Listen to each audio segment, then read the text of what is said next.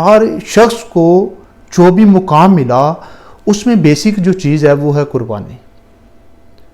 کہ جس نے بھی قربانی دی اس کو کوئی مقام ملا۔ کبھی کسی جگہ پر کسی نے جان کی قربانی دی، کسی جگہ پر کسی نے مال کی قربانی دی، کسی نے وقت کی قربانی دی۔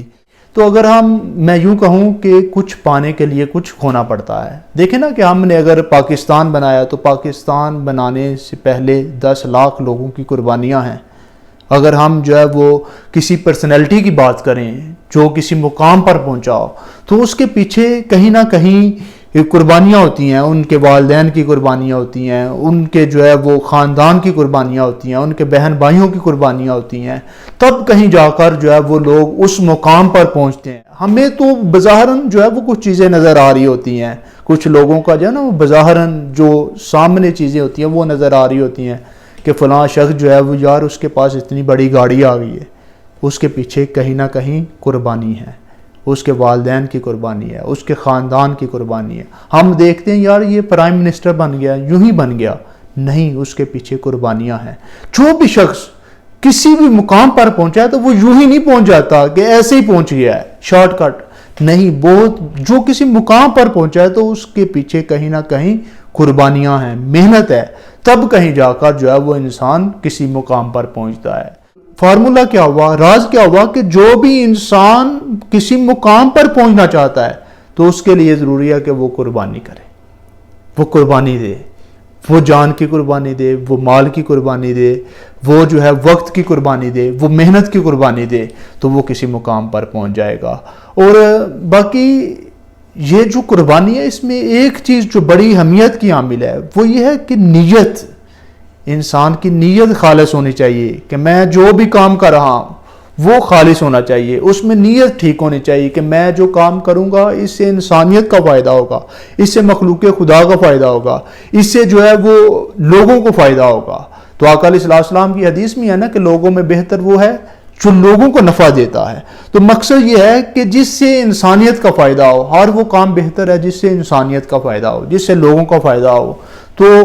جو بھی انسان قربانی دیتا ہے تو پھر اللہ پاک اس کو پھل تو دیتا ہے، اس کو محنت کا پھل جو ہے وہ اللہ کی ذات ضائع نہیں کرتی، اس کو اس کا پھل ملتا ہے۔ یہ ہو سکتا ہے کہ اس کا پھل تھوڑا لیٹ اس کو ملے، یوں بھی ہو سکتا ہے کہ فوری طور پہ مل جائے، یوں بھی ہو سکتا ہے کہ وہ محنت اب کر رہا ہے مگر اس کا پھل جو ہے وہ 10 سال کے بعد، 15 سال کے بعد، 20 سال کے بعد جو ہے وہ ملے۔ ہم کیا کرتے ہیں کہ ہم کبھی کبھار جلدی پھل ملنے کی جو ہے وہ خواہش کرتے ہیں کہ فوری طور پہ جو ہے وہ ہمیں ہماری قربانیوں کا پھل مل جائے، تو ایسا نہیں ہوتا۔ دیکھیں نا کہ اگر ہم دیکھیں تو آم کا جو درخت ہے جب اس کو لگاتے ہیں تو لگانے کے بعد 7-8 سال لگتے ہیں، تو جب 6 سال ہو جائیں، 5 سال ہو جائے تو اس وقت کوئی کاٹ دے، پھل تو نہیں لگے گا۔ تو 8 سال کے بعد 8 سال ویٹ کرنا پڑتا ہے، تب کہیں جا کر جو ہے وہ اس کو پھل لگتا ہے۔ تو کوئی بھی جو کام ہے اس کی جو محنت ہوتی ہے یا جو بھی قربانی دی جاتی ہے تو ضروری نہیں کہ فوری طور پہ جو ہے وہ اس کی جو ہے وہ اجرت بھی مل جائے۔ اللہ کے ہاں جو ہے وہ دیر تو ہو سکتی ہے مگر پھل ضرور ملے گا۔ یہ نہیں ہو سکتا کہ اس شخص کو جو ہے وہ اس نے یہ محنت کی، یہ کام کیا مگر اللہ کی ذات نے جو ہے وہ اس کا صلہ نہیں دیا، اس کو صلہ بھی ملے گا بلکہ اس کی محنت سے بھی زیادہ ملے گا۔ اس کو نہ ملا تو اس کی نسل کو ملے گا ضرور۔ تو اس لیے آپ کا بس کام یہ ہے کہ آپ محنت کرتے جائیں، آپ اپنی جو ہے وہ قربانی دیتے جائیں، مال کی قربانی، جان کی قربانی، وقت کی قربانی، اس کے بعد نتائج اللہ کی ذات پہ چھوڑ دیں۔ اللہ پاک جو بھی کرے گا وہ آپ کے لیے بہتر کرے گا۔ ہو سکتا ہے کہ وہ چیز آپ کے لیے تو جس کو آپ اچھا سمجھ رہے ہیں وہ آپ کے لیے اچھی نہ ہو، اور جس کو اللہ کی ذات اچھا سمجھ رہی ہے وہ آپ کو جو ہے وہ دے گی۔ بس جو ہے وہ آپ اپنی محنت جو ہے وہ ڈٹ کے کرتے رہیں، اللہ پاک آپ کو کامیاب کرے گا۔ السلام علیکم ورحمۃ اللہ۔ میری طرف سے بہت بہت آپ لوگوں کو عید مبارک، تمام دوستوں کو۔ میں امید کرتا ہوں کہ سب جو ہے وہ اپنے گھروں میں خوش ہوں گے۔